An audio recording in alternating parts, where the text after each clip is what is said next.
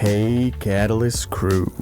Welcome to Catalyst Corner, episode 116. I'm Evan. I'm Jim. And we've got quite a bit on the plate today. We're going to talk about some business stuff. We're going to talk about some movies. And Jim has a bone to pick with Marvel. Yeah, so we're going to get into that. How you doing, Jim? I'm doing good. Good. It's nice to be back. We had a little bit of a summer vacation. But it's nice to get back here. Back in the hot seat. Yeah, absolutely. We have topics that we've missed as vacation is. Yeah, a lot to cover. Yeah, exactly. So let me tell you a little story. Okay. So 2 weeks ago yesterday. Mm-hmm. Okay. It's about 11:30 at night. And I said to myself, shit, I forgot to eat today. Because hey, look, sometimes when I'm working, yeah, you know, you're making stuff, it happens, and right. You just forget. And I go, oh, I got the tummy rumbles. Mm-hmm. I got to go grab something to eat. So I tell my partner, hey, I'm going to go grab something. I'll be back in a little bit. And I'm on the main road. Yeah. And I'm pulling into a food place. And I'm turning. And the next thing I know is I hear boom. Uh-oh. Screech. Oh. And then I got hit mid-turn. Oh. Got hit mid-turn. And my car flipped. Really? Yeah. Oh, my. So next thing when I finally have, when my brain catches up, I'm on the ground. Holy shit. And so, I unbuckle my seatbelt and I take a minute and I'm like, all right, is everything where it's supposed to be? Is there any bones poking out or anything? My elbow got scraped up, a little banged up, and that was it. Oh, okay. Well, that's good. Again, I'm collecting myself for a minute. Right. And I'm looking around. I'm like, the fuck am I going to get out of here? So I pull myself out of the driver's seat and I open the passenger door. Yeah. And, at this point, people, Yeah, everybody's converging onto this. It's a major car accident at this point. Sure. So people are running up. So this guy comes up and he's holding the door open for me. So I pull myself out of the door and slide down the roof. Holy shit. I'd land and I'm a little shaken up, obviously. But I would guess. Again, relatively unharmed. Yeah, that's good. And, the guy's like, are you okay? And I'm like, yeah, I think so. And then the girl that hit me comes running up and she's like, oh my God, I didn't see you. Did you see me? And I was like, bitch, I don't need to see you. No shit. and I'm going to describe her because again, it's 11:30 at night. Yeah. And so, and I'm just in jeans and a t-shirt. Yeah. Like I'm not in anything special. Mm-hmm. She's got on this shirt. Mm-hmm. And it's an X. It's like an X that covers her chest. Yeah. And then her midriff is exposed. So that's basically kind of how it looks. But the X kind of goes down. Okay. So it's like to me, it almost looks like lingerie in a way. Sure. Sure. And I'm like, okay. And she weighs 400 pounds. So like, so this cartoon character basically has hit me. And I'm not body shaming her. Like, you want to wear that, wear it. More power to you. Fine. But it's an odd thing to be wearing at 11:45 at night. Yeah. You know what I mean? Like, where are you going? Right. Like, what are you doing that you're wearing that? Mm-hmm. Right. So, fire, cops, police. Car accident happened at 11:45. By 12:10, I'm back at the house. Really? Okay. It's quick. Yeah, that is quick. Ambulance shows up. Does anyone need to go to the hospital? Nope. Okay, they take off. Fire department. I'm already out of the car, so there's no fucking point for them to be there. Tow truck flips the car, puts it on the back, gone. Didn't hit anything, right? Like, didn't take any street signs out or anything like that. Yeah. Cars are on the thing. I'm gone. Luckily insurance took care of it all, so that's all situated. And so, we got the new car now. I saw that. Yeah, so that's why. I was going to ask about that. Yeah. I thought it was because your partner, when the last time I talked to her, mentioned she wanted a new car, and I'm like, oh, you just got a new car. Nope. That's why. That's why. So, and it was a very surreal experience because the way that my brain, we've talked about this on the cast before, and like at that time I got mugged, that fucked with me for a long time. Of course. For whatever reason, like, I've been in a couple car accidents in my life. Some have been my fault. Some have been other people's fault, right? And for whatever reason, the way that my brain sort of compartmentalizes this sort of stuff is, yeah, that was scary, but I didn't get hurt, and no one else got hurt. So, like, all right. Yeah. And then I move on. Right. So, like, I was over it the next day. I was more upset that the car got busted up. Sure. But I wasn't like, oh my God, I'm afraid to drive. Like, no, I was like, all right. I don't know why. That's just how my brain processes it. Sure.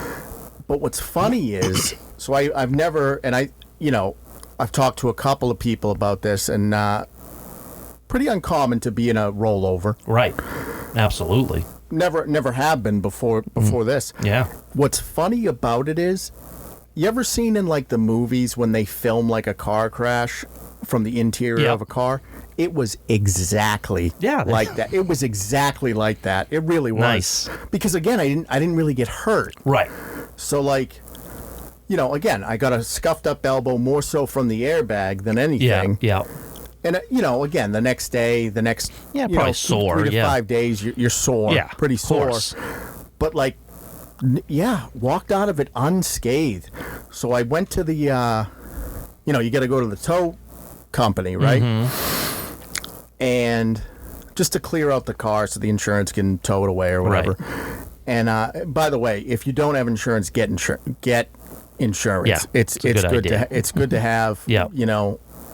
It'll keep you protected. Like, it'll save you quite a headache. Yes. So I'm talking to the tow guy, right? And I'm like, oh, he goes, can I help you? And I'm like, yeah, I just want to pull some shit out of the Ford. It flipped, blah, blah, blah. And like, he goes, you were in that rollover last night? And I go, yeah. He goes, you don't have a scratch on you. I was like, yeah. He goes, what are you, Superman? And so I looked at him and I go, don't tell anyone.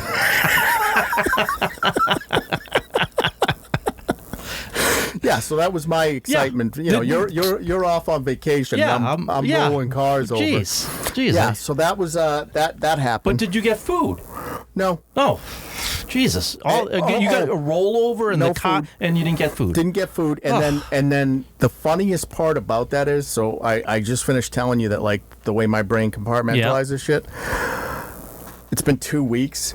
I have not had a craving for that particular. I don't ever want that fucking food again. Sure, I can understand that. I'm just not their fault at all. No, nothing to do with it. But just like I'm just like I'm good. Subconsciously, yeah. I'm like, bad things happen if I eat that food. So they lost a customer. Yeah. I mean, shame on you. Shame on you for existing. I'm not saying if they offered me, hey. Maybe. Hey. Well, DoorDash. No, but maybe free food for a year or something. As long as they DoorDash it to you. This motherfucker, you wanted our food so bad he got in a rollover over it. It's great marketing. Yeah, so nice. that happened. Good. That's good. Yeah, that's awesome. That was a new experience. Yeah, I bet it was. Not one I think I'd want to do again. Yeah, I would say once is enough. Nice. Not complete. Again, I walked away from it. I'm very lucky that I walked away. And it's one you check off the list. Yeah, been in a rollover. Check it off. That's all. Yeah, pretty wild. Wild stuff. I imagine so. Thought that would make a good little. Yeah, that's a good opener. Good opener. Yeah. So moving on. It's been a while. Yes. What have you seen? So I've seen 3 things. Okay. I've got a love, a meh, and a hate. Okay. So I'll start with the hate. All right. It's a movie you've already watched. I know this because we talked about it previously. Okay. I Caught the Monkey. You hated it? I hated it. I thought it was. I hated it. Come on, it was campy. I liked nothing about it. I'm not going to lie to you. I fell asleep. I liked nothing of. I didn't even like the kills. Like it just. Oh, some of them were fun. I couldn't. I just like couldn't. The cannonball one was kind of fun. But Come it just on. all of it was so dumb. It was here's the thing. If you go into that expecting anything except for a dumb fucking movie, you're going to be unhappy because it's dumb. Right, but it wasn't like one of these like an Ash versus Evil Dead type of thing, right? Where you know going in what it is, right? I wasn't expecting it to be that the marketing stupid. did a poor job of selling what the movie was, because the marketing sells it as a horror movie, right? And it's really not. Yeah. If you want to tell me this is Sleepover Camp Part 4, and I know what I'm getting into, I know it's going to be right. Like, I would have been fine, but, when you're talking about a Stephen King novel and you're talking about horror, and then you put this out, it was like, I couldn't. I just could not. No, it's a cartoon. It is a cartoon, and I just was not. That left a bad taste in your mouth. A real bad taste in my mouth. All right, so that's a hate. That's a hate. The meh was... Bring Her Back. Have you seen Bring Her Back? I did, and I had much higher expectations for it than because again, I really like Talk to Me. Right. And I thought again, and my review, and I think you somewhat agreed with me on this, is that Talk to Me didn't reinvent anything. No. It just did a very good job of building suspense and kind of having the movie play out. So what I thought was meh about Bring Her Back was I figured out the plot within the first 5 minutes. Same. Right? Yeah. Very easy. 20 minutes in, I had the ending. So it became, okay, I know what it's all about. Right. How do you get there? Right. What's the journey? And it wasn't satisfying enough. It wasn't horrible. So I think that's probably my critique of it, too, is that I thought that the build-up was okay. Yeah. But the payoff, to me, was meh. Yeah, and it was a little paint by numbers, like the story we've seen many times before. It was play it safe. The only stuff I liked about it, the only thing I'll give it a lot of props for was almost two things: the frustration of the system, right? Like I thought that was pretty well done. Yeah, and then spoilers if you haven't seen Bring Her Back. I didn't expect the brother. Right. Absolutely. Right. That would be the one thing that I was not. I was expecting him to be the savior of it all. So did I.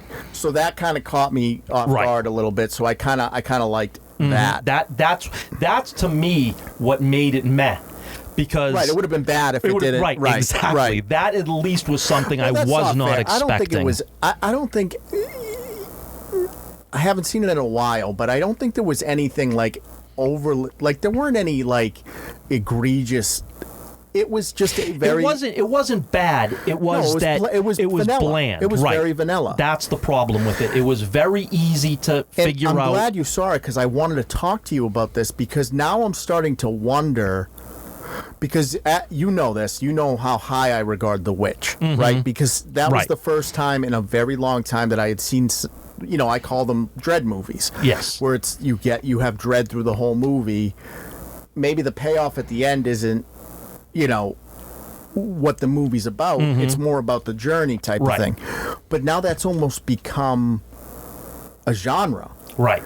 And now that it's become a genre, we're it's becoming more saturated, and we're starting to get used to it. So I'm wondering if Bring Her Back came out 3-4 years ago, maybe we would hold it in higher regard. Possibly, yeah. But because there's all these dread movies that have come out, in the last 10 years, it does kind of play out like a vanilla. And again, there's suspense. You're like, all right. Again, I would say it's worth a watch. The gore was good. Like that scene in the kitchen. Yep. That was pretty. Yeah. That was. Yeah, there was some. Yeah. But it just, I was hoping for more. It was a little bit too vanilla for me. The brother did save the movie for me as far as his whole journey. And the unexpected twist of the ending of that part of it. So it gives me, it's interesting because those guys were YouTubers. Yeah. So I thought they hit a home run with Talk to Me. I think Talk to Me is a great horror movie. I think if you go into that, it's that is a good, solid horror movie. I think Bring Her Back is fine. Right. But, I hope that's not going to be what we get out of these two. It's like it's okay to have it's okay for your second attempt to be fine, but like you've already proven that you have some chops. Yeah, you definitely have to bring it up from this movie. This movie isn't. What I will say though, from like a technical side, it's a lot cleaner than Talk to Me is. So so you can tell like technically. Yeah, they made some improvements. Yeah, they're filming better. Yeah, but story wise, I'm gonna need more from these guys to continue watching it. So I agree. I would say more fine. I would say very vanilla. Definitely not worth a rewatch. Right. No, it isn't. It definitely isn't. But a movie that I loved, and I have no business loving this movie, but I did. Death of a Unicorn. Speaking of A24. Really? Because I would put that as a fine. I loved this movie. You know why? Because it had no business being this good. So my issue with it was, here's my issue with it. It almost felt like it couldn't figure out what it wanted to be.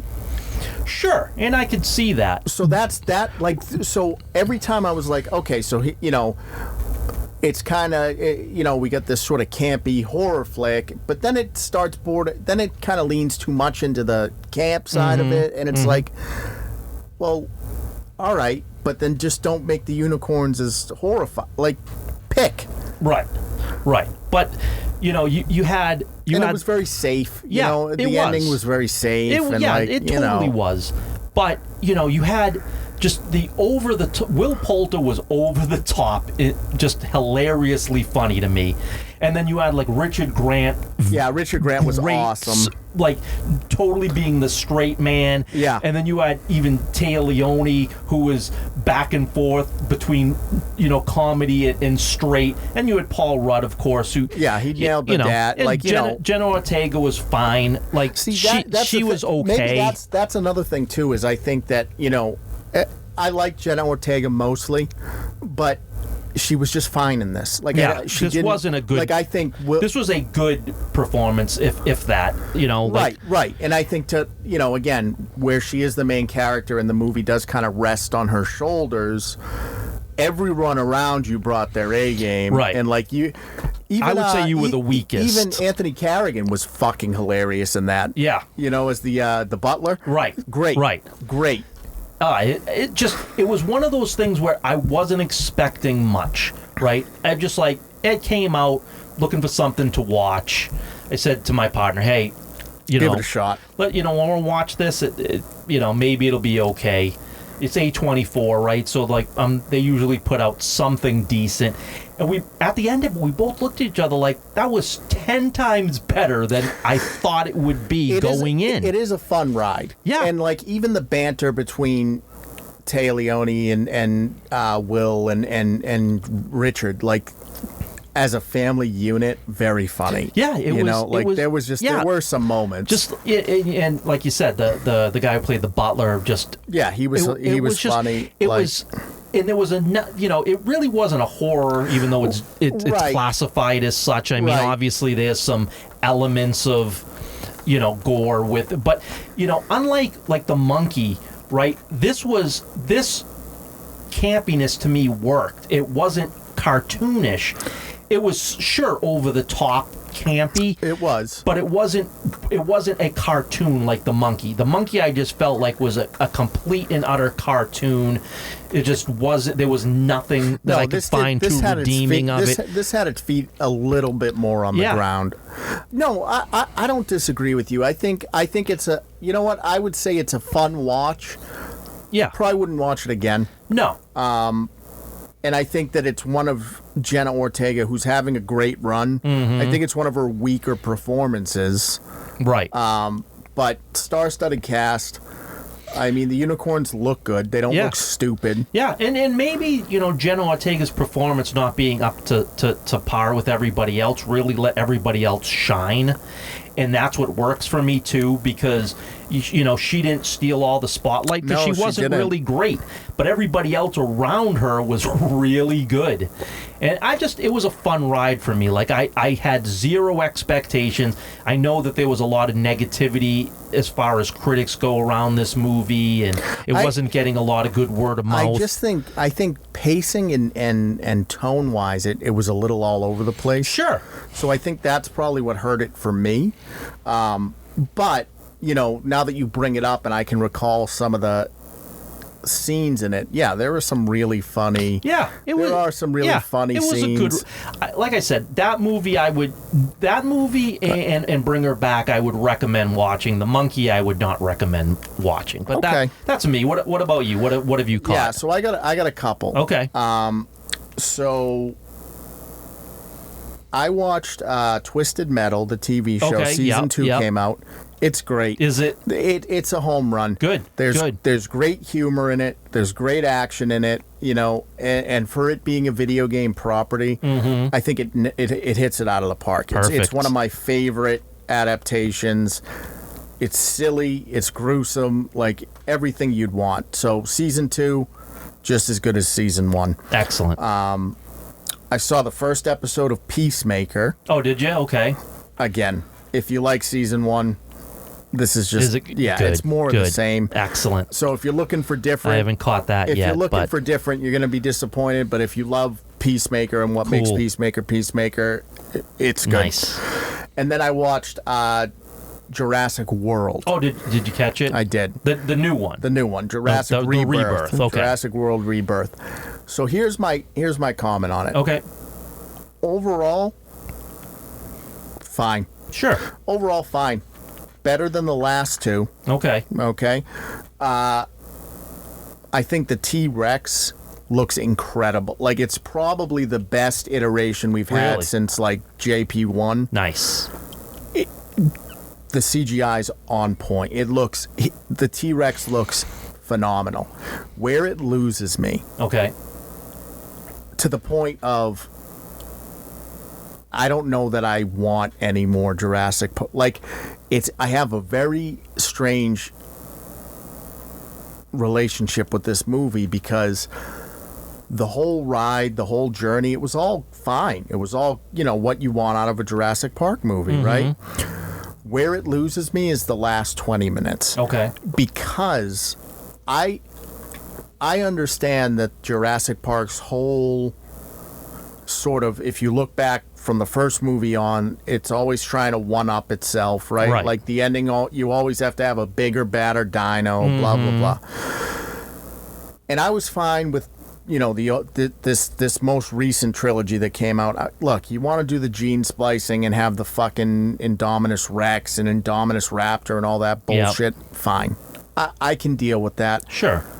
Where you lose me is with the D-Rex, which is the big creature in this one, and it looks like something out of like a Godzilla movie. Like it doesn't look like a dinosaur. It looks like something out of Cloverfield. Oh, okay. And so to me, when you start mutating the dinosaurs so much that they don't look like dinosaurs anymore, It took me out. It took me out of it. Yeah, there's no reason for that. Again, all the dinosaurs you're showing me some different dinosaurs. You're showing me some weird mutated flying ones that look like they could be dinosaurs, and I'm like, okay, I'm still in it for the ride. Scarlett Johansson was a little vanilla. Mahershala Ali was great, but Scarlett Johansson was fine. Yeah, not the strongest, not the weakest. Right. But where I really lost it was with the big reveal of the D-Rex and having it look like a fucking Cloverfield monster. And I'm just like, it stops being Jurassic Park to me when like, it's all fantasy, right? Right. But, now we're bringing, like, you can't... you don't want mutants now. Right, because you're I get it. your whole thing has always been we got to one, they're always building something that's going to one up the last dinosaur and blah blah blah blah blah. But like to me, bringing in a mutant that doesn't look like, it's got 4 fucking arms, like it's not Jurassic Park. Now it's just become a sci-fi movie, right? And the fuck is that? Yeah, no. I mean, that's the whole thing. This was about bringing back dinosaurs, and that was good enough. Like that's all it ever needed to be. Right. Was, and I said, I don't take issue. Like, a lot of people were bitching and moaning about Indominus Rex and the Indoraptor and all. I was fine with all that shit. Like, all right, whatever. You splice together a bunch of dinos to make a hybrid, fine, whatever. But where I can't abide is just mutants. Yeah. You know what I mean? Like now right. It's just a monster. It's not a right. dinosaur, it's a monster. So you've created just another fucking monster, mm-hmm. which I don't think you needed for this. Like I don't think it added anything to the story, and it took me out of it. Yeah. It's like the last 20 minutes I'm like, the fuck, who made this decision? Right. Right. So it's not a bad film if you go and sit for the 2 hour. It's long. Yeah. So if you want to sit down for the 2 hours, an hour and 50 minutes is great. In the last 10 minutes, you're gonna be like, the fuck is that thing? Right. Yeah. So that stinks. And then I saw Fantastic Four. Oh, did you see it? Yep. Okay. So we can start leaning into Marvel a little bit. This is what I'll say about it. Okay. I think it's the best Fantastic Four movie we've ever got. Which is a low bar. It is a low bar. I think they nailed Reed Richards. I think he was really good. I kind of like that they leaned into sort of the autism, unfeeling sort of thing. Silver Surfer was fine. Galactus was awesome, but he was in it for not very long small, enough. Right? Yeah. But really cool. Yeah. I don't think it's enough. And I think that the box office proves that it's not enough. That it's not a bad movie. Yeah. Right. I didn't leave the theater going like that was a waste of time. No. But it didn't. So I watched Superman and so I've seen this summer superhero movies. And when I left Superman, I was excited. Yeah. I was like, man, I cannot wait to see where DC DC Studios is headed. Can't wait. And now with Peacemaker, and they're doing a little retconning. They've added like Guy Gardner and Hawkgirl are in it. So they're fitting it. They're making it work. Yeah. But it all still feels good, and I still I get that initial vibe that I got from the Superman movie. And after leaving Fantastic Four, I was like, yeah, that was good. Don't care about Marvel at all. So no, I don't know what the answer is, because again, you have back-to-back good movies with Thunderbolts and Fantastic Four, but it's not enough to reignite the flame.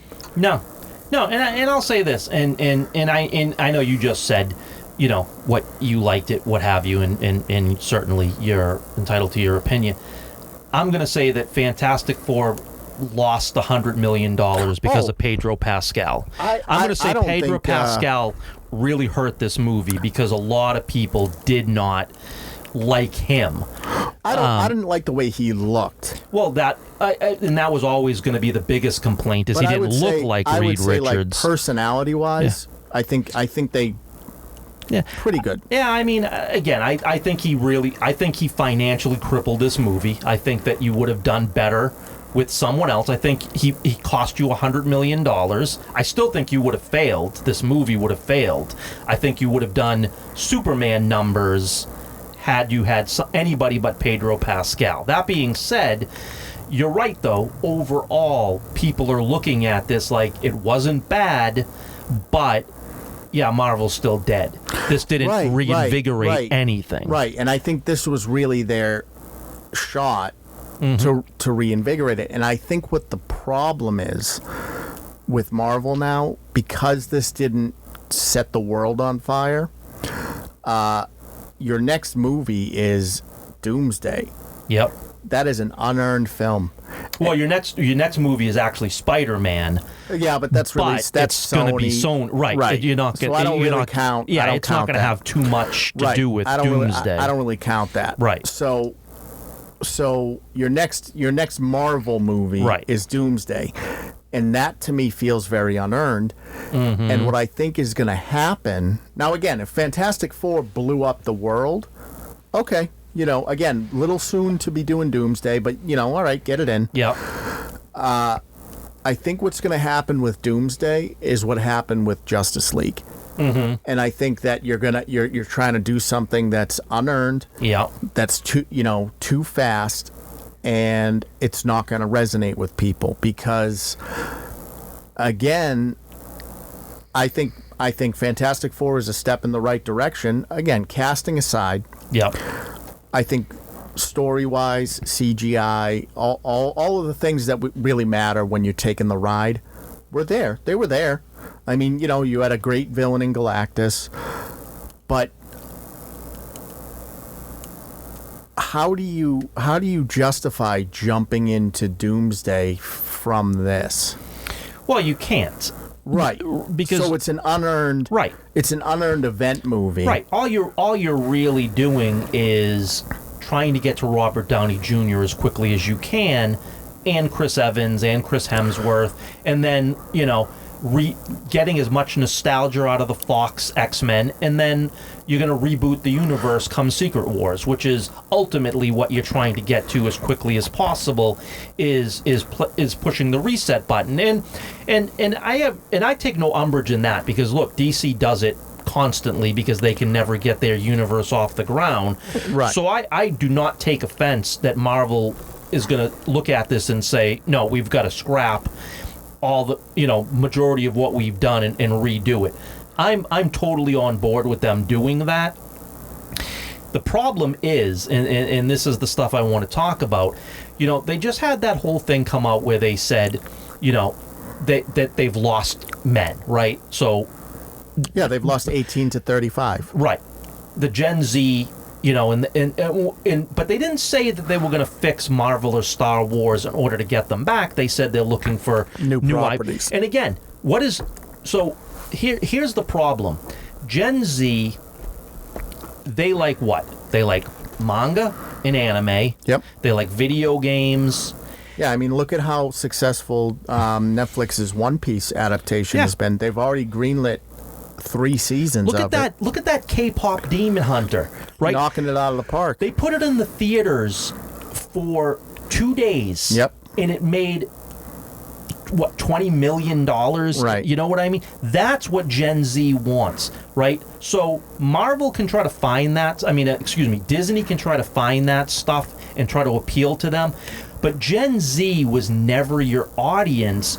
Sure, there might have been more Gen Z viewers of Marvel because they also like trendy things, so they did jump on the trend for a while. Marvel's mistake, or Disney's mistake, I should say, is trying to update properties that belong to, millennials, Gen X, right, for Gen Z, right, and what they should have done was make the movies for millennials and Gen X and some Gen Z, if you do it right, a la Force Awakens. Not that was a good movie, but that was everyone being excited about more Star Wars. Sure. Everybody went to that. Yeah. But if you build it, and I'm not saying build One Piece or K-pop for millennials or Gen X, build it for Gen Z, and then you'll get some millennials. Right. You're not gonna get Gen X. Know who your property is. Right. K-pop Demon Hunters is not for Gen X, and Gen X isn't watching it for the most part. Like I have a slight curiosity, right? Because again, we run in that circle. It's a little different for you. Right. But for the most part, like, my generation is not going to watch that. No. And it's not designed for that. They're not coming across it on Netflix and going like, oh, yeah, all right, I'll throw this. But the thing is, you play to your strength, and you hope that maybe you get some overflow from other generations that may give it an opportunity. The smart play is that you know, if you're Disney, and I mean, I don't know, there's probably no fixing it at this point. No. But the smart play would be, okay, what are our properties? Well, we have Star Wars and Marvel. Okay, well, that appeals to Gen X and millennials, right? We need to find a property that appeals to Zoomers, but we're not going to wash our hands of these other two because we can have everybody. Right. And you have the theme park set up that you could do your millennial and Gen X side of it and then do your Gen Z side of it. But instead, they tried to take the square shape of Star Wars and Marvel and fit it in the round hole of the Gen Z audience, and it doesn't matter. And what ends up happening is you whittle away the shape so much that it doesn't fit in the Gen Z hole, and it doesn't fit in the millennial or Gen X hole. Mm-hmm. So now what you have are two properties that, no matter what you do, I don't think there's any saving Marvel at that. Like maybe, and again, I shouldn't say that. Maybe you reboot it, and maybe a reboot is just what it needs.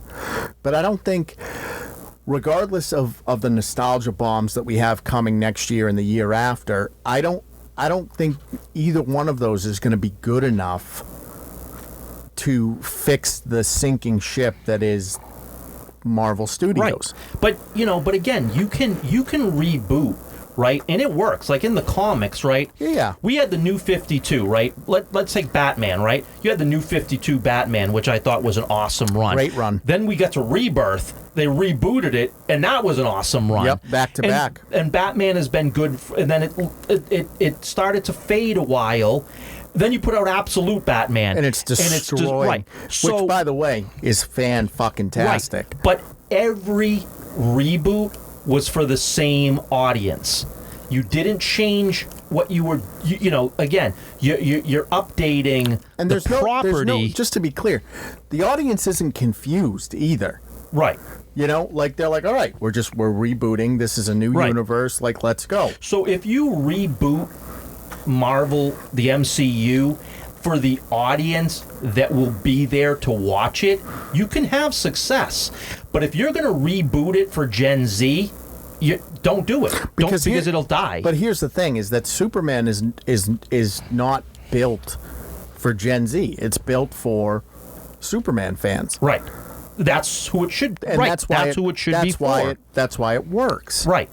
And even though it may not, have made the money that, everybody wanted it to, right, or but it's a different time. You know what I mean? Like this. Exactly. You have to, because I see a lot of like, and this shit really bothers me. I see a lot of Snyderverse.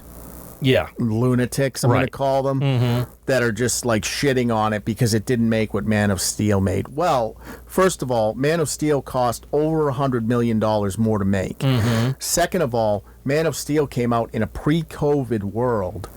And like it or not, COVID has shaken the movie industry to its core. It also came out when Marvel was at its height. Right. I know this is a DC, but you know what I'm saying? About the superhero genre was at a much it was bigger, the mountaintop, right?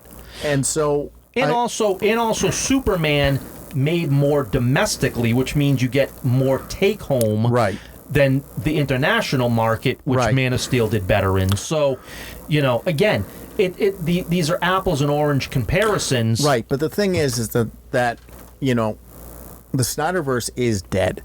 Dead and buried and gone and never coming back. It's never coming back. So either get on board with Gunverse or fuck off, because nothing you do, boycotting it is only going to hurt the property, right?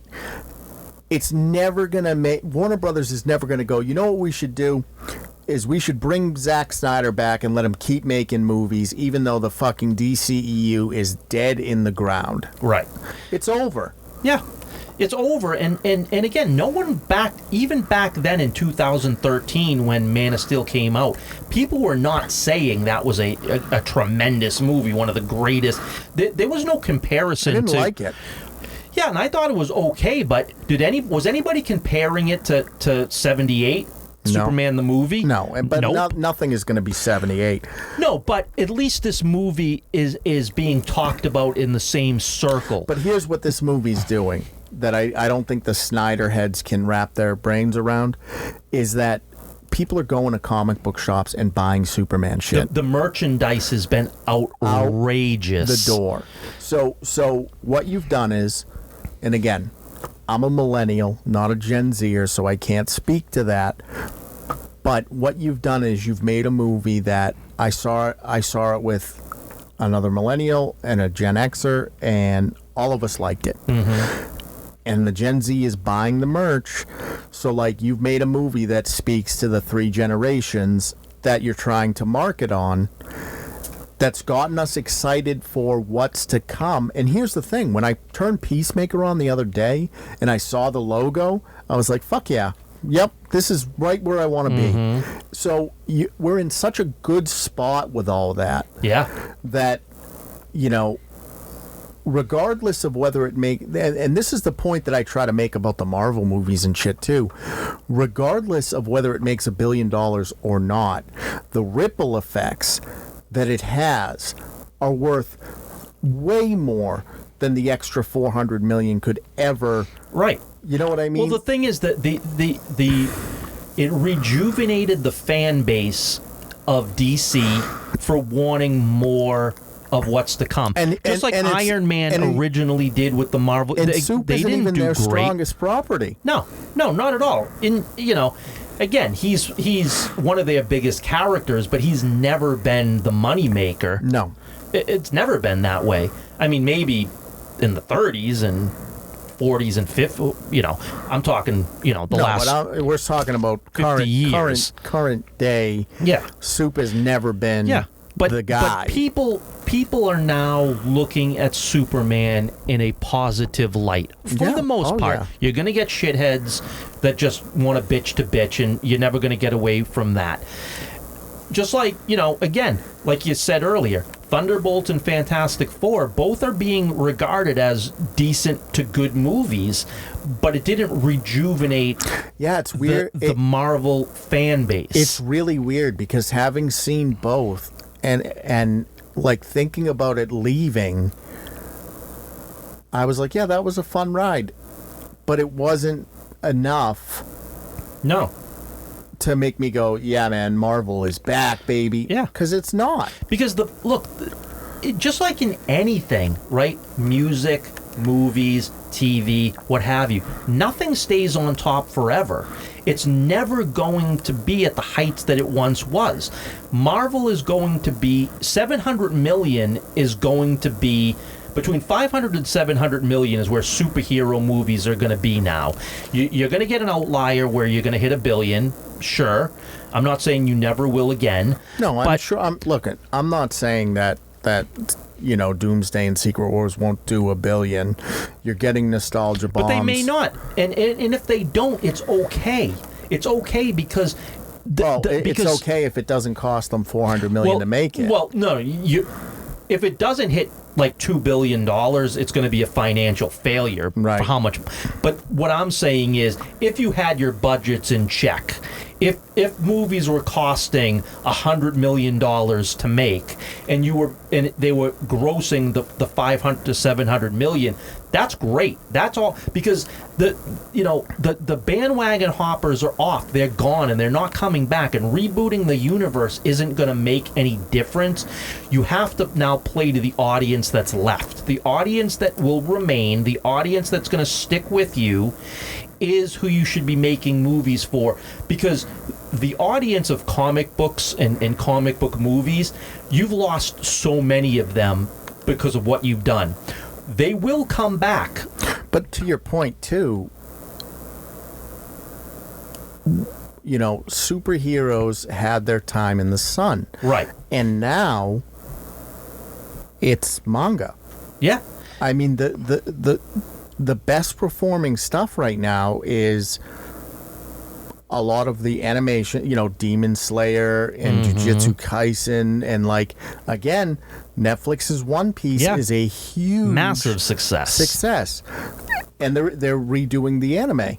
Yeah, they're going to do a cut down version, so it's not 1,000 fucking episodes. Right, and that's the shit that's going to sell. Right, because that's what's hot. Gen Z and below. That's what they care about. And that's if you want to get new IPs, that's the direction you need to look. Yeah, but they won't be able to get those. No, not those. You'd have to create your own IPs of such, which you're not going to be able to do. So again, you're not going to lure. No, but if I'm Disney, I make a play for Studio Ghibli, because they already have a relationship with them. Yeah. Right? I make a play to get that shit in my theme parks yesterday. Mm-hmm. Because if you can get a Ghibli world in Disney, I think that will help you compete with Universal, which is knocking it out of the... Because Universal has Nintendo, right? So they have their Japanese property. Mm-hmm. So they're future-proofed with that. Disney doesn't have that, but they have the ability to do it. Mm-hmm.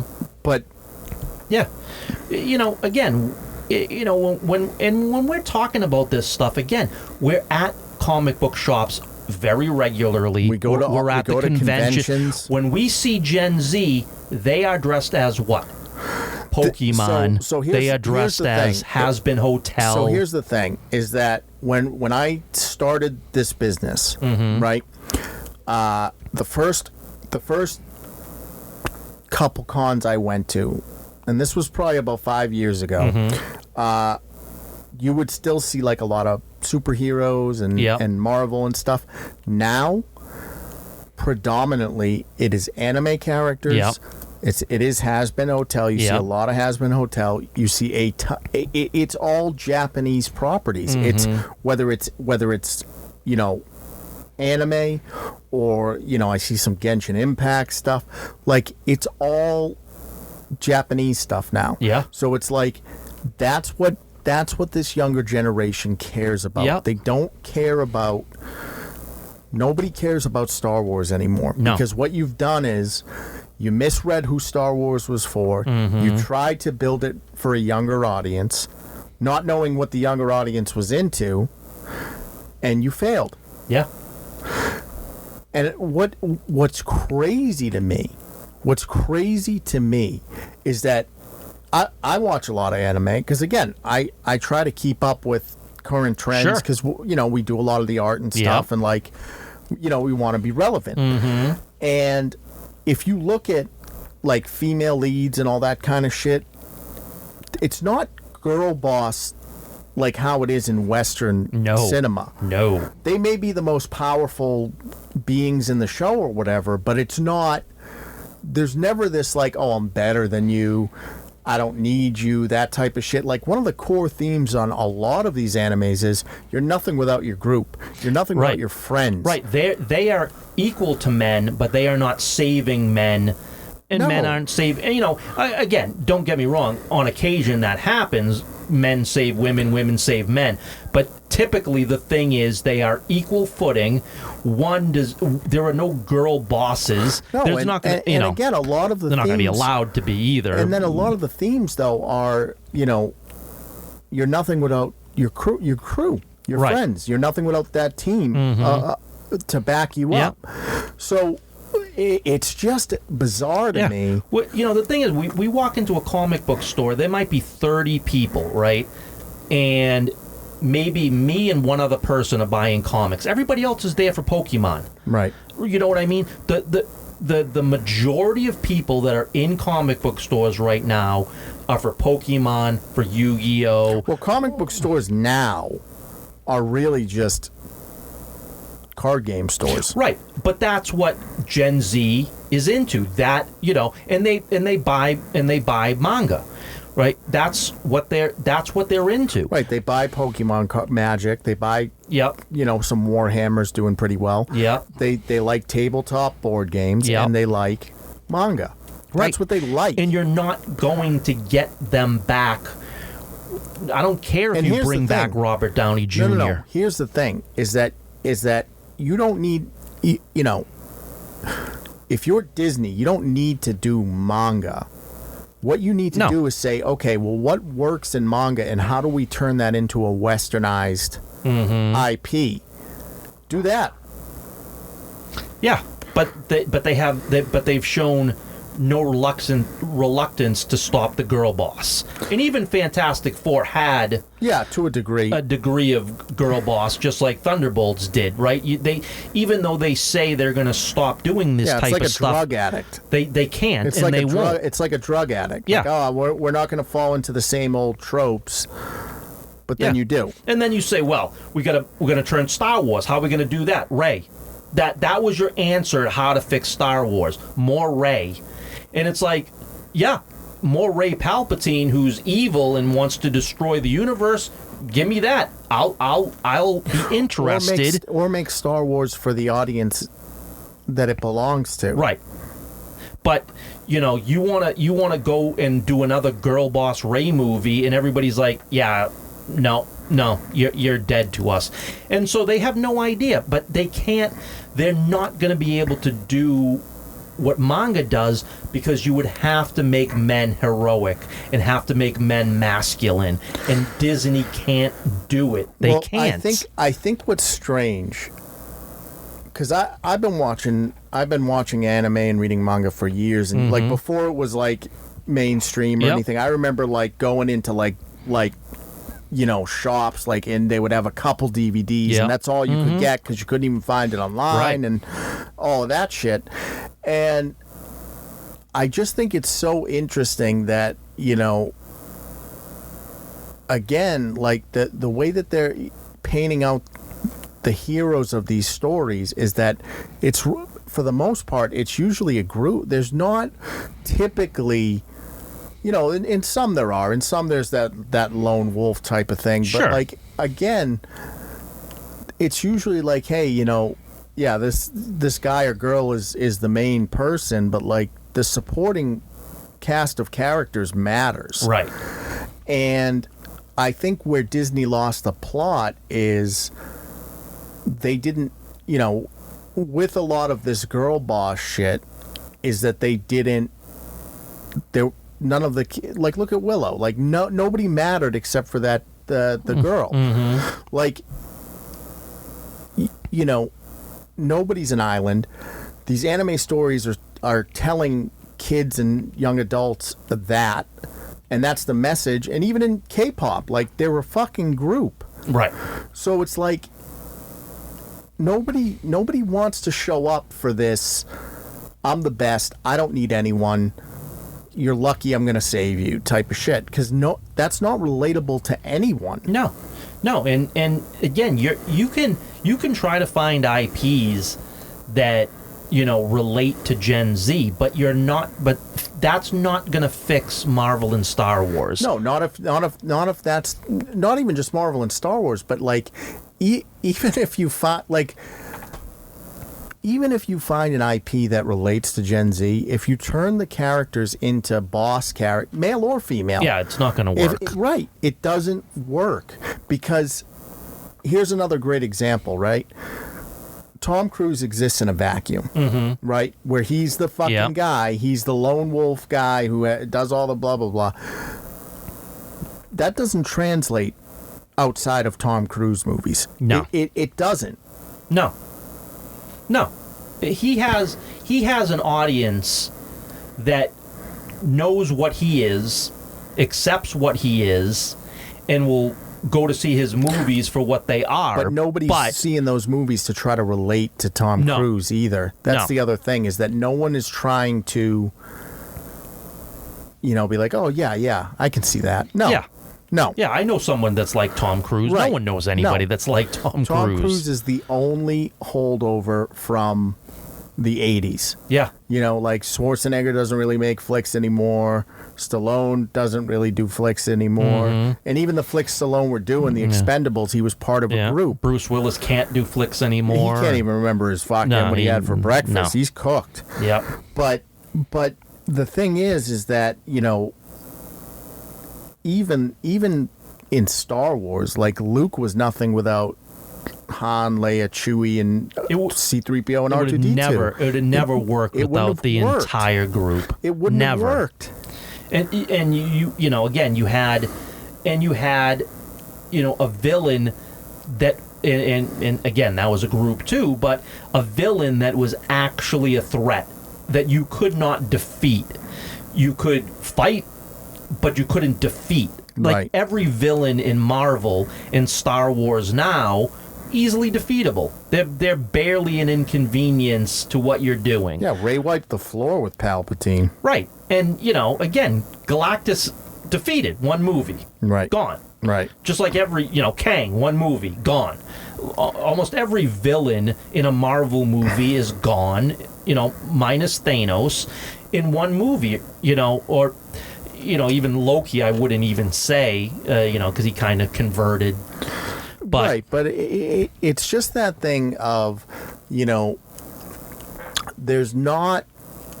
Villains don't have staying power anymore, right? So that cheapens sort of their presence in the films. And then when you do that sort of thing, like here's the thing: the reason why Superman hit so well, and and Captain Marvel didn't, is because Superman is incredibly relatable. Mm-hmm. He's incredibly relatable, and Captain Marvel isn't. Captain Marvel is a god being who doesn't give a shit about what us mere mortals think. Right. She's just going to save... And she will make sure that she's a god being. And where Superman does the opposite. Superman is trying so hard to be human.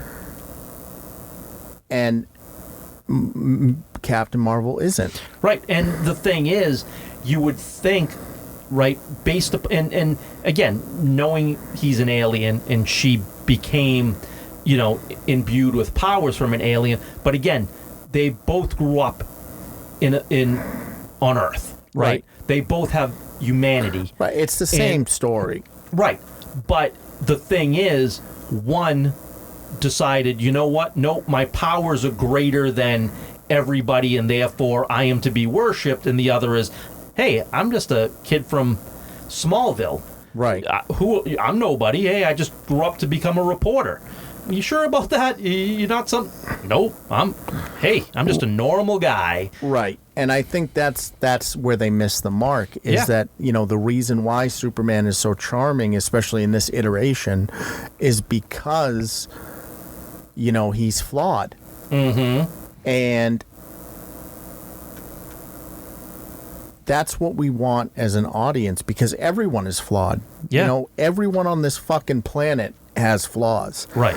So when you introduce characters to us that are flawless... Yeah, and that could do everything perfectly the first time they even try, it's not relatable to anybody. There's no relation, because everyone has struggled to get to where they are. Right. Wherever you are in life, that is a universal truth. Mm-hmm. And again, with Rey or Captain Marvel, having these sort of Mary Sue kind of characters that are, Batman's a Mary Sue, but he's fucking a mess. Yeah. So at least there's that element of it, is he may have an answer to everything, but the dude can't get Bruce Wayne's life on track. Right. Because he's so fucked up. Yeah. There's so many, things about his character that are greatly flawed. Right. You would never look at Bruce Wayne and / Batman and say, oh no, he's got no flaws. He's perfect at everything he does. It's like, no, right. That guy has can't hold a relationship with barely anybody. So if you're going to do a Mary Sue character, a Superman, a Batman, a Captain Marvel, a Rey, you have to make them relatable. Yeah. And they do it with Superman in the fact that he's chasing humanity, right? And he craves, he sees himself as a human. And his actions are dictated that, hey, I'm a human first. Mm-hmm. that happens to have these extraordinary powers, but at the end of the day, like you said, I'm a small town boy from Kansas. Yep. With Batman, you have, the billionaire element, but he's so mentally fucked up. Yeah. Which, again, a lot of us struggle with mental health issues. You go, oh, okay, so even though he has everything, what does he really have? Yeah, but he's also got tremendous trauma that ruins his life. He can't keep relationships. His normal life. Right. He's got a split personality, basically, and Bruce Wayne is his mask. Yep. And then you have Captain Marvel. Hey, I was a human, now I'm a god. I have all the answers. Nobody better talk down to me.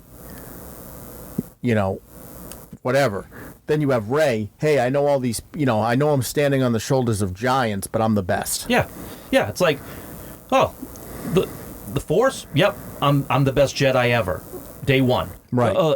Pilot? I'm the best pilot you've ever seen. Mechanic? Best mechanic you've ever seen. Can fix anything. Right. First time I see it. Like, who's that relatable to? Everybody that's had success more than likely has failed once or twice on their way to achieving success. Yeah. What is it? Sucking at something is the first step of being good at something. So, again, no one can relate to being perfect at everything every time you attempt it the first time. More than likely, you're going to have to go through... But it's not fun to watch either. It's terrible to watch. And then it eliminates any sense of danger, any sense of drama, because it's just like, yeah, right. Yeah, and the other problem, like we just talked about, every Marvel movie you go into now, you know that villain is gone by the end and defeated. You need to change your pattern. Now, again, Doctor Doom certainly won't be, especially if you're going to keep Robert Downey Jr. in the role for Secret Wars, so he's going to be at least in 2 movies. But, again, every movie you're going into now, what's the big threat? Like, they're going to get defeated. That, there is no big chance of losing. And that was what was so great about Star Wars originally. Well, I mean, Empire shakes you. Yeah. And again, you don't even at Return of the Jedi, right? You have the big celebration at the end, but you don't, again, you can't say for sure that something else isn't lurking out there. You know what I mean? Like there was always a chance that somebody else. The end of Jedi feels more like a respite. A respite than it does a conclusion. It's like, we get a break now. We stopped the current threat, but there could be something looming in the shadows. Right. I mean, you didn't destroy everybody in the universe. Right. You know what I mean? So clearly there could be other threats. Right now in Marvel, it's like, there's realistically, when you look at it, there's one villain coming in. There's like 70 Avengers. There's like no shot. Right. Like, really? There are zero stakes. Zero stakes. Because I don't even care about you bring in Galactus. He's going to go against 70 Avengers. He's going to lose. It's just the way it's going to go. And it's like, so nothing you have is a threat. There's something to be said about making things smaller. Yeah. Which I know goes against our capitalist mentality of everything has to be bigger and grow and grow and grow. But there is a sweet spot. Again, that's why I think Spider-Man to this day still works, because even though he goes and globetrots with the Avengers, when we get a Spider-Man movie, it's Spider-Man. And he's dealing with Spider-Man villains on the street, Spider-Man issues. Yep, exactly. And I think it works. It always works. It always has worked. It always will work. I mean, some movies are better than others. I mean, the Andrew Garfield ones, weren't good movies. But at the end of the day, Spider-Man you'll always find a way to fix Spider-Man. It's always fixable because he's such a relatable character with such a great rogues gallery. But that's why Batman works so well, too. Exactly. Is that, again, you're keeping everything very terrestrial. You can, you can have fantastical elements, but I don't want to watch Batman fight Brainiac. That's not, without Superman's help.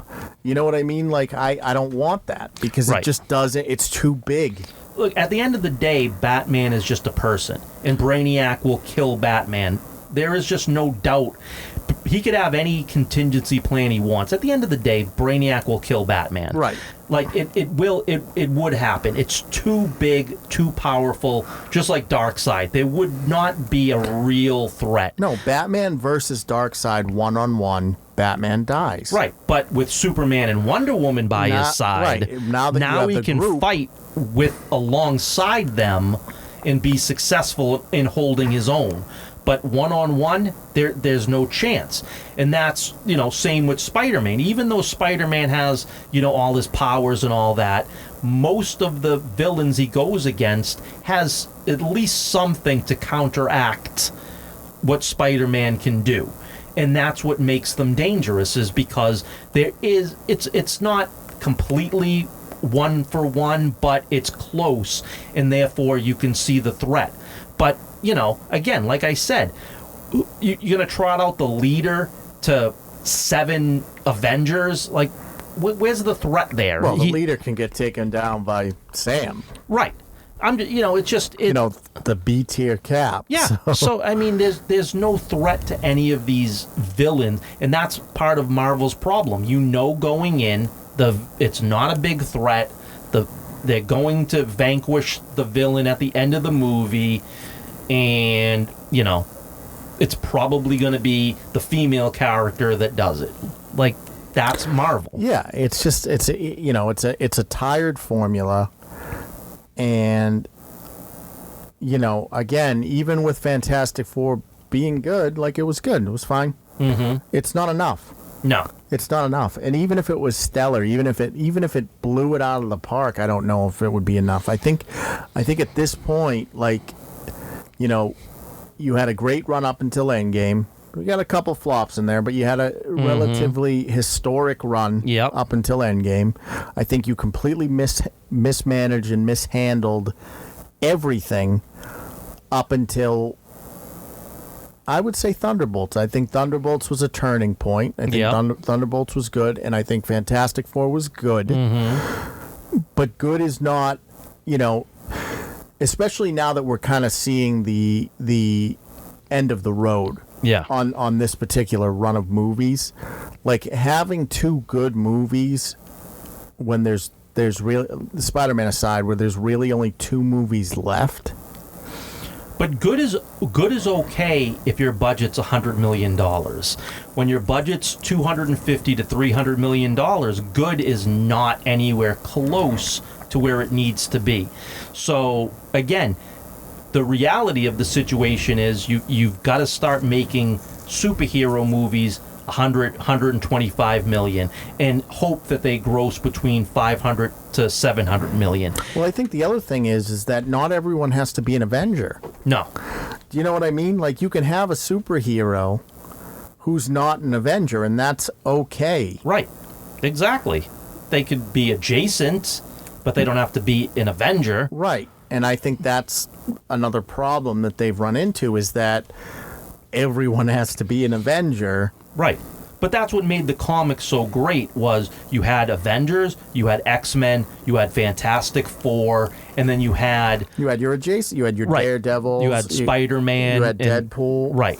Exactly. And that's fine. And they ran sometimes together, most of the time separately. Right, but now it becomes, and we're seeing it with Doomsday, with all the chairs, everyone's an Avenger. Right, everyone's an Avenger, everybody crosses over with everybody all the time. Right, which is a huge mistake. Yeah. It's a huge mistake. Right, you have too much.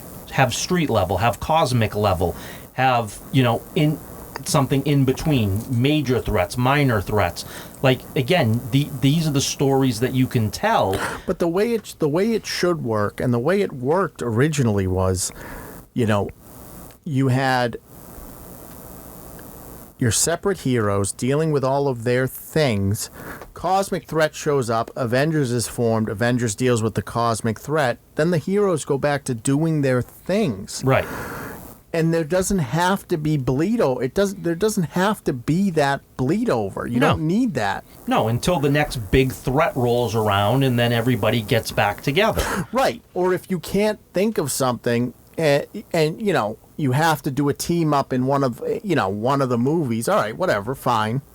But like, it doesn't always have to be, well, we're making an Iron Man movie, so we have to have Thor come in or Hulk come in. No, just have Iron Man. Yeah, just like in the new Spider-Man, Hulk's in it. Like, he doesn't need to be in it. And Punisher. Right, neither one. Like, here's the thing. You want to bring Punisher in because I think Spider-Man, you can have Daredevil, they're kind of similar. If you're going to tell, kind of go off the story of, the original Punisher when his, debut in Spider-Man, and you're kind of basing that story, okay, that's fine. Like, Punisher, I get. It's a street Hulk level. Doesn't need to be in it. Hulk doesn't make any sense. Nope. He makes zero sense to be in Spider-Man. Right, and that's the problem, is that when you start shoehorning characters in, it stops making sense. Yeah. And it happened with Ironheart. You don't need Mephisto in Ironheart. It doesn't make any sense. No, it made no sense. It makes zero sense. He's not in any of her comics. Nope. Not that her comics are good, but that's just something you fucking pulled out of your ass to have Mephisto in. Right. Yeah, and that's what you're doing. You're shoehorning these characters just for the sake of having them, but they don't make any sense for the overall story. No, you want to do Mephisto, do Ghost Rider. Yeah, that makes sense. That works. Makes sense. Yeah, Moon Knight, you could do Mephisto. Blade, you could do Mephisto. Like, those are the characters where it would make sense. So Blade will never see the light. Blade is dead. No, dead. Blade's dead. They haven't confirmed that it's dead, but it's dead. Like, clearly, if we're rebooting the universe, it's dead. Well, I mean, again, we're going to have Blade be 55 years old? Right, like Marshala, although I will say he looked pretty good. Yeah, no, he looks good, but he is 50 years old. Right. You know what I mean? Like, yeah, I mean, so what? No, but what I'm saying they got him hopped up on HGH. Yeah, but how many, again, you're going to count on 10 movies, 10 years? Right, that's the only problem. You know what I mean? Now like, he's in his 60s. If you do a Blade movie, you have to do more than one. And I'm not saying Blade movies necessarily, because not everything needs a trilogy, but you do have to have the Blade character. I just think more movies. I think Blade is a tricky property because I don't think it aligns with what Disney is trying to do. No, and what I think is interesting is Disney tried to go more adult with Daredevil, but they couldn't commit. No, it shows. Right, and that's the thing, is like Netflix committed. And the reason why the Netflix show is so good is because they weren't beholden to the Disney ethos. Netflix was unapologetic in Netflix making an adult comic book accurate movie or show. And it hit. And hit Punisher very well. Hit because they weren't afraid. Yeah, and Jessica Jones. Yeah, even Jessica Jones hit well. Right, that was a lighter than Daredevil or Punisher, but it was still pretty dark. Yeah, but for the most part, people are clamoring for more because of how well because people, it was done. The thing is that Disney won't. And this is the other thing. Do justice to it. This is the other thing, is that it's okay to have adult themed heroes. Mm-hmm. It's okay to have Deadpool. Look, whether you like it or not, Deadpool versus Wolverine did $1 billion because people want the R-rated, I call them R-rated heroes, to be R-rated, unapologetically R-rated, and that's what you get that's what we got out of Deadpool. Yep. That's what you got out of Daredevil, Netflix. That's what you got out of Punisher, Netflix. That's what you got out of Jessica Jones, and that's what you got out of Blade. Mm-hmm. And that's why all of those are looked back on so fondly, because it's still fantastical. They're still superheroes, but it's not made for the kids. It's the adult version of the heroes. I think they dropped the ball on Moon Knight. That should have been a hard R TV show. For sure. They should have leaned into the crazy a lot more. Mm-hmm. I think they dropped the ball with Blade because they were trying to make a very R-rated character into a PG-13 character, one, that's number one. Yeah. And number two,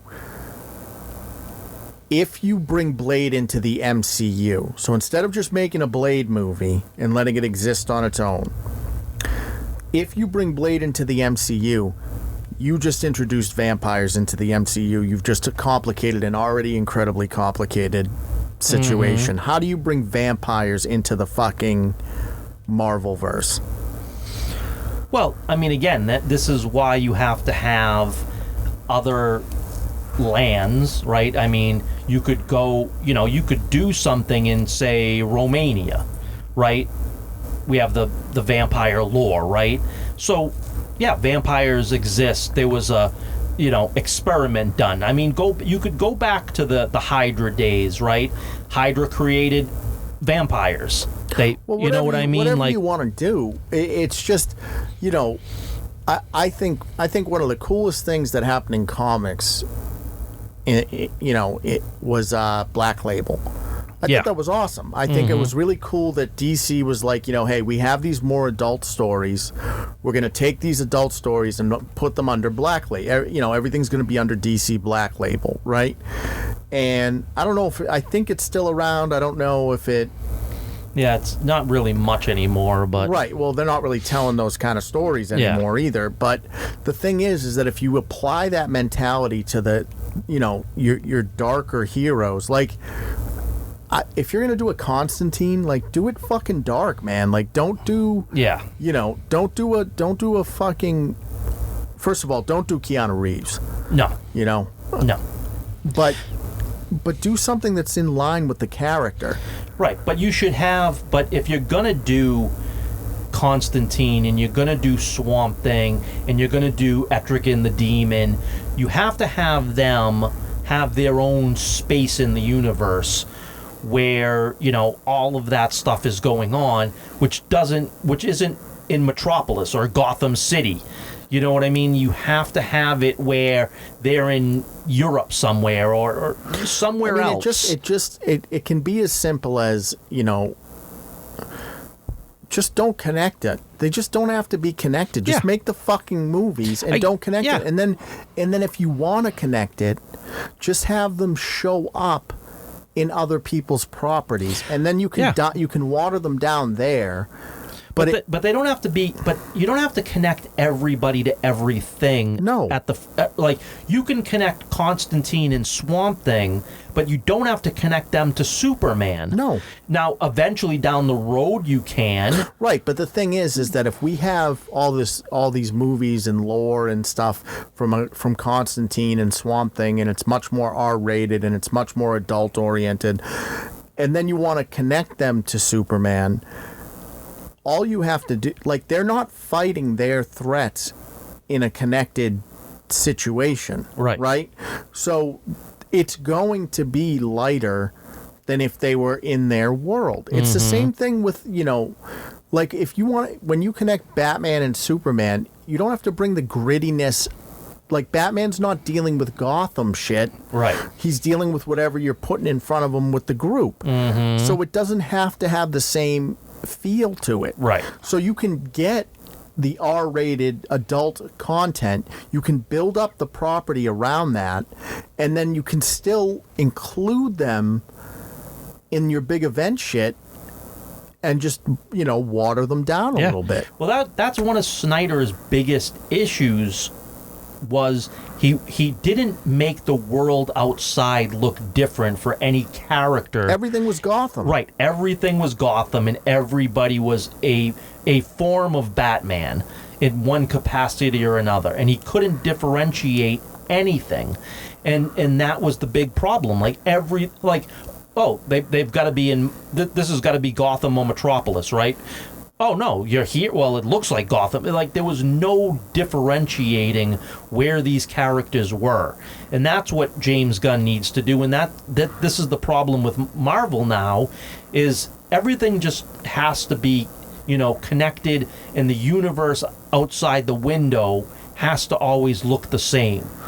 And, that's the problem. It's like you don't have to all be in the same area at all the same time. Everybody should be scattered across not only the world, but many different planets. But I think, honestly, I think we're done. Like, I think this is the end of the road for Star Wars and Marvel. I really do. It is. Like, I don't think we're, like, maybe we'll see a reboot in 5 or 10 years, but like, I think, especially with Disney coming out and saying that they're looking into new IPs, I think they're done. And whether they sell them off or they just kind of keep them around and they're just not what they were, that's not to say that I think the superhero genre is done. I think DC is going to have a great run.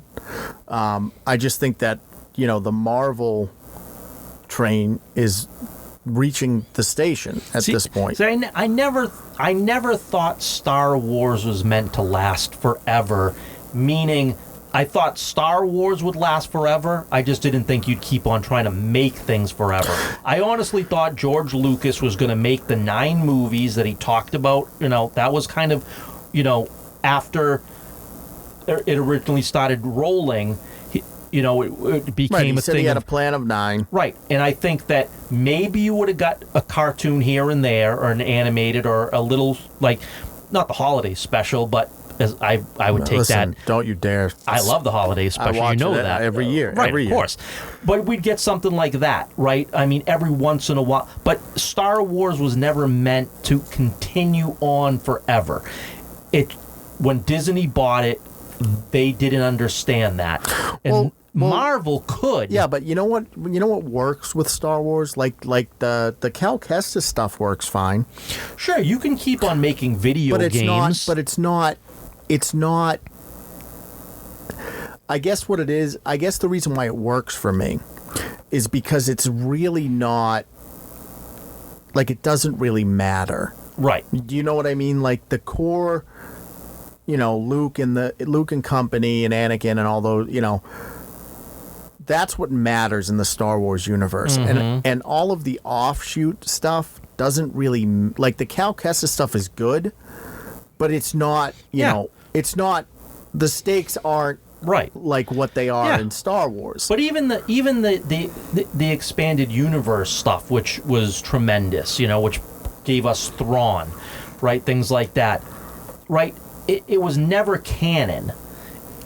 So you could always create books in video games. You could always keep on going with Star Wars property, but for the movies, it should have, 9, it was supposed to end, and that was it. And these movies would last forever. Like, generation after generation after generation would like, watch it. It's interesting because I feel the same way about Lord of the Rings. Mm-hmm. Do you know what I mean? Yeah. Like, we got Lord of the Rings, which I think is one of the greatest trilogies of all time. Then we got The Hobbit, which is not as good because, again, but that's a lot of studio interference and blah, blah, blah. And that should have been it. Yeah. Like, we didn't need Rings of Power. Like, you didn't have to keep going. Like, you had, like, that's it. But Rings of Power is doing what Disney Star Wars is. It's ruining the story, the lore. It's eroding the fan base because of how poorly you're doing with it. And it's interesting because, like, I had brought this up with my partner. We'll cut this in a minute, but I had brought this up with my partner a long time ago. And she said to me, she's like, well, you can still watch the originals. And I'm like, yeah, I can, but it's like watching them with an asterisk now. Yeah. Because, like, before, you would watch them and, it's like, oh, who knows where the future's headed? And now we know. Right. So it's like, yes, I can still enjoy them, but not as much. Right. Well, just like now we know that Anakin was not the chosen one because there were people born from the Force before him, and therefore he's nothing special. Yeah, that's not canon. Right. But, but that's what you deal with now. Like, so right, but that's the thing, is, like, you have to a lot of people that like to give us a hard time and just say, well, just watch the ones you like or whatever. It's like, right, but you understand that I care about the property. And looking at the property as a whole, like the stuff that comes after shouldn't diminish what came before. Right, but it exists now. Right. And it's canon. Right. And so therefore you have to, again, you don't have to like it, but you have to accept the reality of this is the story let me now. Before we cut this, let me ask you this, though. Mm-hmm. Would you be okay with Disney selling off Star Wars, right, to another company or whatever? Them wiping out everything that Disney has done. Just like how Disney decanonized a bunch of shit. If they decanonize the Force Awakens, all of that shit is decanonized, right? And then they continue on from there. Like, obviously, they're not going to have Leia and probably Han and Luke. Like, they're going to be out of the picture now. But they went on and told a story, maybe further into the future or something. Maybe with, maybe they go down the path that Luke had a kid, and, they go with that route or something. Would you be good with that? I'd be good with giving somebody the opportunity to do that, sure. Right. So, like, you could do something, and then you would just look back on this in, like, 20 years and just be like, remember that fucking wild Disney run of Star Wars? Yeah. Like, yeah, but none of it's canon, so it doesn't matter. Like, you know what I mean? I'd be, again, before we wrap it up, I'd be okay with Marvel if they reboot the universe and things like Ironheart and Echo and Miss Marvel get killed. And they're gone, and they you don't exist. even have to kill them. Just. Well, you know what I'm saying. That right, they properties existed, are just done. but they're no longer going to be part of it going forward. So even though that they existed, they're gone now, and they're not going to be part of it going forward. Even if you say they got trapped in a different universe and now the multiverse is closed and they're never coming back, however you want to do it, I'm fine with that. But if you're rebooting the universe just so you can have Tony Stark and Steve Rogers back, but all that other shit still is going to be a massive part of it, and you're still carrying on those stories. Yeah, but here's the thing. I think if you're smart, right, and you reboot, you go, what heroes worked in the original run? Yeah. Iron Man worked. Thor to a lesser extent, but he worked. Mm-hmm. Hulk, sort of. Mm-hmm. Black Widow worked. Captain America worked, and Hawkeye for the most part worked. So that's your core. Mm-hmm. Give me 7 Captain America movies then. Give me 7 of them. Give me 7 Iron Man movies, unless they suck. But what I'm saying is like just instead of hitting all these different superheroes, play on your, like, I would much rather, even in DC, I would rather see Superman movies, Wonder Woman, Batman, and the like your core sort of I don't need a million off. I really don't. I don't need a million offshoots. No, but even if you want to say, hey, you know what? We're not bringing back Scarlett Johansson's Natasha Romanoff. You can't bring anybody back. No. But what I'm saying is, if you had Yelena Belova take over as Black Widow and Kate Bishop take over as Hawkeye, but you have Tony Stark, Steve Rogers, Bruce Banner. Yeah, but you can't have Chris Evans play Steve Rogers forever. No. I don't want Chris Evans back. Oh, you're just saying Steve Rogers. Right. Okay. Right.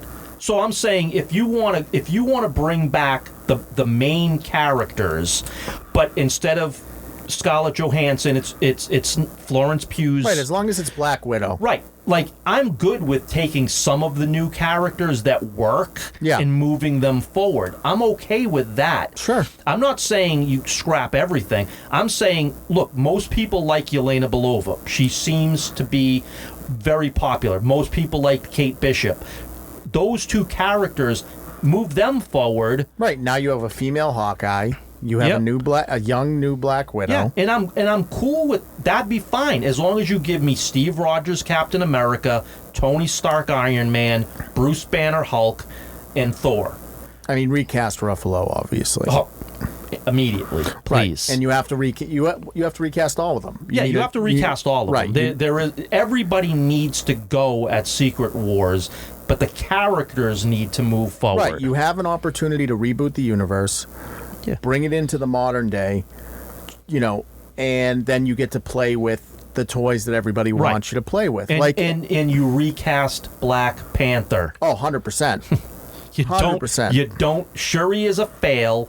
It's a fail. A massive one. Look, sorry, he died. It sucks.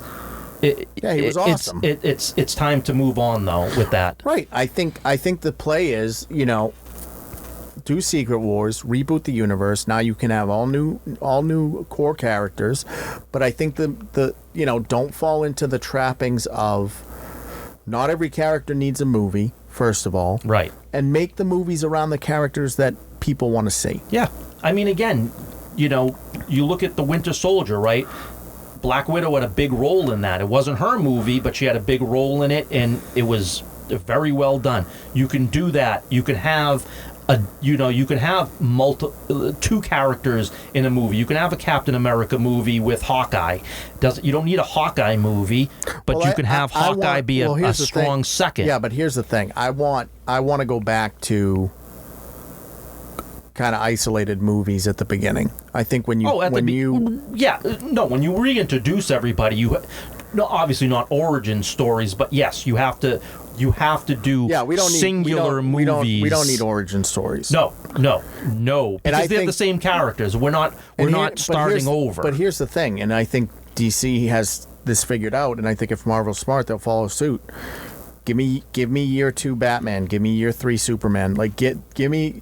Yeah, you can still give them to me with green, but not out of the package. But the thing is, when you do Secret Wars, if you do a variant of Tony Stark, that Tony Stark is 20 years in. Right. He's been Tony Stark Iron Man for 20 years in his universe. He's just now this universe's Tony Stark because he got moved in from the multiverse, but he's 20 year in Iron Man, or whatever the case might be. Like, nobody is new. Everybody is that age of how long we've been watching these characters. They're just now, younger as an actor. If they do a reboot, though, it's going to be fresh. Yeah, and that's a mistake. I'd be okay with year 2, year 3 type of shit. Yeah, but I mean, you don't have to throw away all the good that you've done. No, but I'm just saying, all the world building that you've done. What I mean by it is, and I think why the year 2, year 3 stuff works is because you have to give me a young actor in that case, so you can get 10, 20 years out of them. Right. And you don't have to rehash. We don't have to see him making the suits.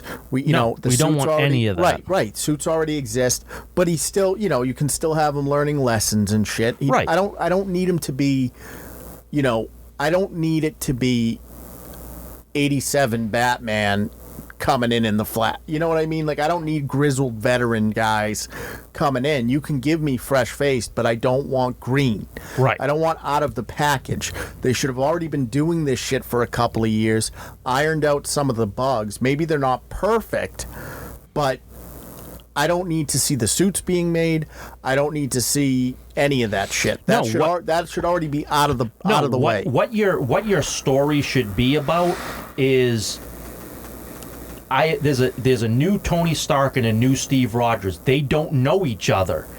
They know their Tony Stark and or Steve Rogers, but these are now two, so they're not friends like they are, right? So the whole story should be about these new iterations becoming a team and becoming friends and getting to know one another because they don't know each other personally. Yeah, but stay away from the multiverse shit. Oh, the multiverse has to close at Secret Wars and be done forever. Multiple properties have tried to do this multiverse shit, and it never fucking works. No. It's again, if you did it for a short time, and you know, but when you start to flesh it out, yeah, the only way it worked or would have worked and should have worked for Marvel is, okay, we have these properties coming in from other studios, so we're going to use the multiverse as a way to explain why they haven't been here all along. Right. You could have had it exist and use it as a way to paint yourself out of corners. Right. Instead of making it the entire plot point. Right. And once you did that, then that should have been it. You that's your explanation of where they've been, why they're here now. But then the multiverse is closed off, and you don't go to that well anymore. Yeah, it's great that we've got the nostalgia. We saw Toby and we saw Andrew and, we saw Wesley and all we're going to see all the Fox X-Men in this next movie. But, I mean, you have to stop the nostalgia, too. Like, enough. We get it. Like, we don't need to see that anymore. All right. Well, with that one, let's put this episode to bed. Jim, as always, thanks for coming on. Great to be back. What do you got going on?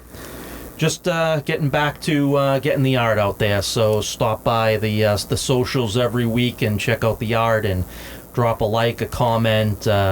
Just give it a follow, please. It'd be much appreciated.